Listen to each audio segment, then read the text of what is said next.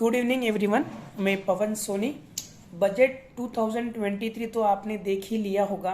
उसके कुछ स्नैपशॉट्स और कुछ बुलेट्स पॉइंट्स हमने आपको व्हाट्सएप पर भी भेजे हैं। तो डायरेक्टली मेन पॉइंट पे आते हैं कि इस बजट में मेन चेंज क्या हुआ है एक बिजनेसमैन के लिए।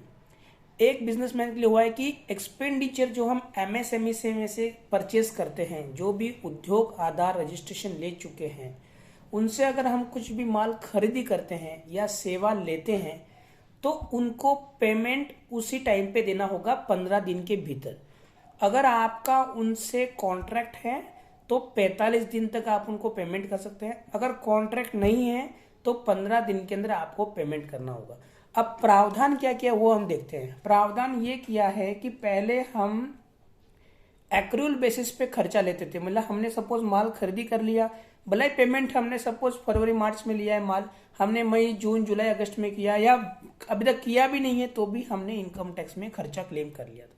पर अब ऐसा नहीं होगा। होगा क्या, अब आपको वो एक्सपेंडिचर तभी क्लेम कर सकते हो जब आपने उनको पेमेंट किया है उसी साल में।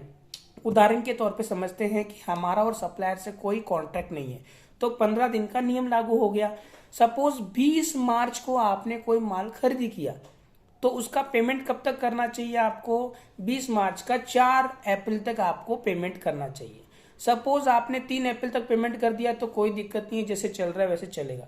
सपोज आपने 6 या 10 अप्रैल को पेमेंट किया तो उसका जो एक्सपेंडिचर है वो मार्च के साल में नहीं मिलेगा, वो अगले साल में मिलेगा। मतलब अप्रैल से मार्च का जो अगला साल है उसमें मिलेगा।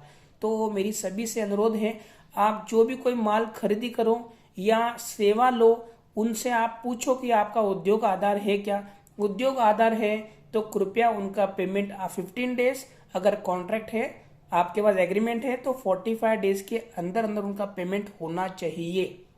प्लीज ध्यान रखिए। बाकी चीजों के बारे में मैं अगली बार बताऊंगा। Thank you very much.